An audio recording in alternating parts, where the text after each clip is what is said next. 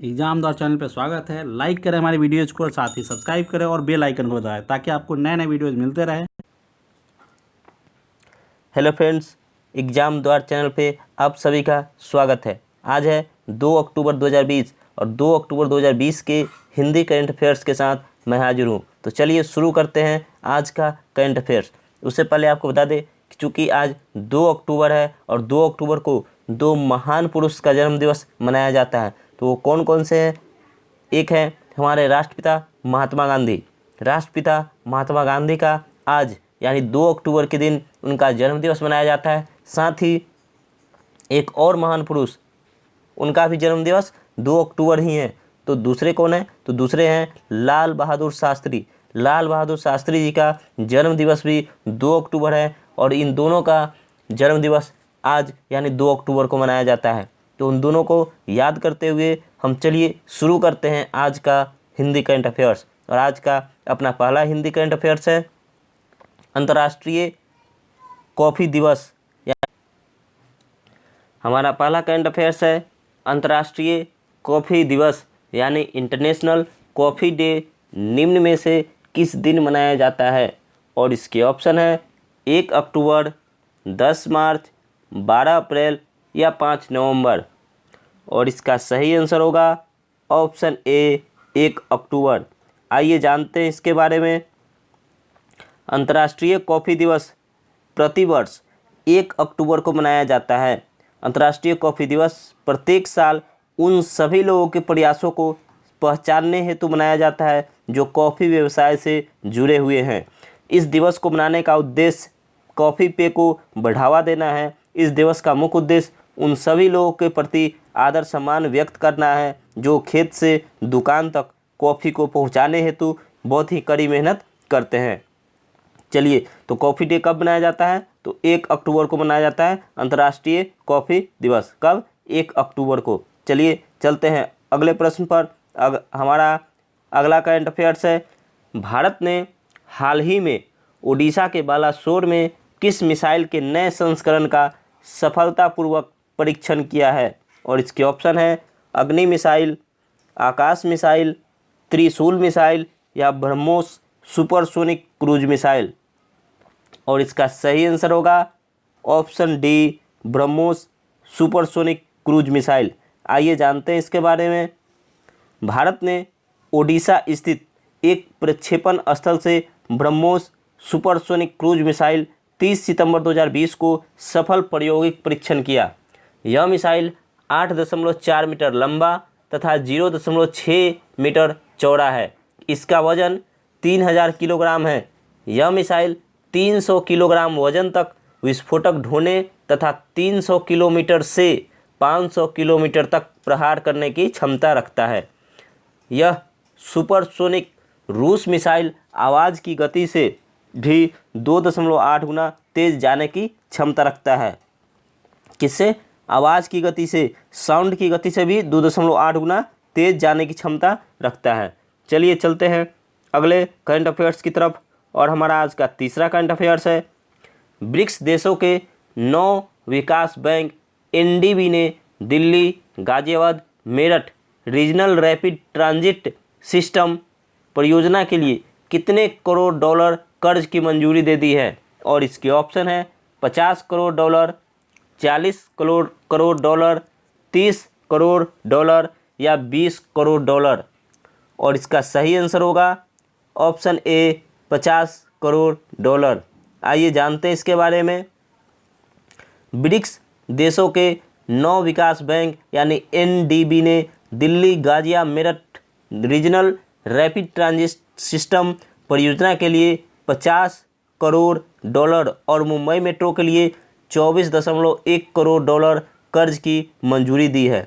Delhi, Ghaziabad, Meerut RRTS परियोजना के लिए मंजूर किए गए 50 करोड़ डॉलर का इस्तेमाल राष्ट्रीय राजधानी क्षेत्र परिवहन निगम लिमिटेड यानी एनसीआरटीसी तीव्र रेल गलियारा के विकास के लिए करेगा। चलिए चलते हैं अगले अपने करंट अफेयर्स की तरफ। केंद्र सरकार की तरफ से अंतर्राष्ट्रीय यात्री उड़ानों को कब तक निलंबित कर दिया गया है? और इसके ऑप्शन है 15 अक्टूबर, 31 अक्टूबर, 10 नवंबर या 2 दिसंबर। और इसका सही आंसर होगा ऑप्शन बी 31 अक्टूबर। आइए जानते हैं इसके बारे में। केंद्र सरकार ने नियमित अंतर्राष्ट्रीय उड़ानों पर प्रतिबंध 31 अक्टूबर तक बढ़ा दिया है। इससे पहले 30 सितंबर तक नियमित अंतर्राष्ट्रीय उड़ानों को प्रतिबंधित किया गया था। देश में अंतर्राष्ट्रीय उड़ान का नियमित परिचालन 22 मार्च से बंद है। पूर्णबंदी के दौरान 25 मार्च से सभी घरेलू यात्री उड़ानों पर भी रोक लगा दी गई थी। 2 महीने बाद से नियोजित घरेलू यात्री उड़ानों का परिचालन शुरू हो गया, लेकिन अंतर्राष्ट्रीय उड़ानों पर प्रतिबंध जारी है। चलिए चलते हैं अगले करंट अफेयर्स की तरफ। अमेरिका की निजी इक्की कंपनी सिल्वर लेक पार्टनर्स ने हाल ही में रिलायंस रिटेल में कितने करोड़ रुपए का अतिरिक्त निवेश करने की घोषणा की है? और इसकी ऑप्शन है 1175 करोड़ रुपए, 2175 करोड़ रुपए, 1275 करोड़ रुपए या 1875 करोड़ रुपए। और इसका सही आंसर होगा ऑप्शन डी 1875 करोड़ रुपए। आइए जानते हैं इसके बारे में। अमेरिका की निजी equity company silver lake partners Reliance industries की खुदरा इकाई में 1875 करोड़ रुपए का अतिरिक्त निवेश करेगी। इससे आरआरबीएल में सिल्वर लेक और इसके सह निवेशकों का कुल निवेश 9375 करोड़ रुपए हो जाता है। यह आरआरबीएल की 2.13% इक्विटी हिस्सेदारी के बराबर होगा। बयान में कहा गया कि इस नए निवेश के लिए रिलायंस रिटेल का मूल्यांकन 4.285 लाख करोड़ रुपए किया गया है। अब चलते हैं आज के छठे करंट अफेयर्स की तरफ। स्विट्जरलैंड के किस टेनिस स्टार ने अपने करियर का 150वां ग्रैंड स्लैम मैच जीता है? और इसके ऑप्शन है Stan Wawrinka, Roger Federer, Novak जोकोविच या इनमें से कोई नहीं। और इसका सही आंसर होगा ऑप्शन ए स्टेन वावरिंका। आइए जानते हैं इसके बारे में। स्विट्जरलैंड के टेनिस स्टार स्टेन वावरिंका ने हाल ही में अपने करियर का 150वां ग्रैंड स्लैम मुकाबला जीता। 3 बार के ग्रैंड स्लैम चैंपियन वावरिंका ने फ्रेंच के दूसरे दौर में जर्मनी के डोमिनिक कोएकर को 2 घंटे 8 मिनट तक चले मुकाबले में 6-3, 6-2, 3-6 और 6-1 से मात देकर यह उपलब्धि हासिल की। रोला गैरा पर 2015 के चैंपियन स्टेन वावरिंका की यह सत्र की 10वीं जीत है। चलते हैं आज के 7वें करंट अफेयर्स की तरफ। भारत ने केन्या और किस देश के साथ एक दूसरे के देश में विमानों के आवागमन की व्यवस्था एयर बबल स्थापित की है? और इसके ऑप्शन है जापान, चीन, भूटान या रूस। और इसका सही आंसर होगा ऑप्शन सी भूटान। आइए जानते हैं इसके बारे में।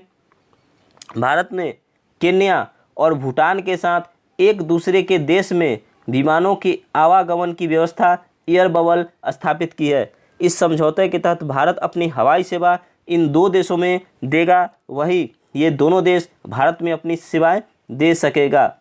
एयर बबल व्यवस्था के अंतर्गत किन्हीं 2 देशों में फंसे वहां के नागरिकों को सुरक्षित वापस लाने की प्रक्रिया है। कोरोना महामारी के बीच बहुत लोगों को काफ़ी मुश्किलों का सामना करना पड़ा, जिनका वीज़ा खत्म हो रहा था। चलिए चलते हैं आज के 8वें करंट अफेयर्स की तरफ। इतनी शक्ति हमें देना दाता के गीतकार और लेखक निम्न में से कौन है जिनका हाल ही में निधन हो गया है?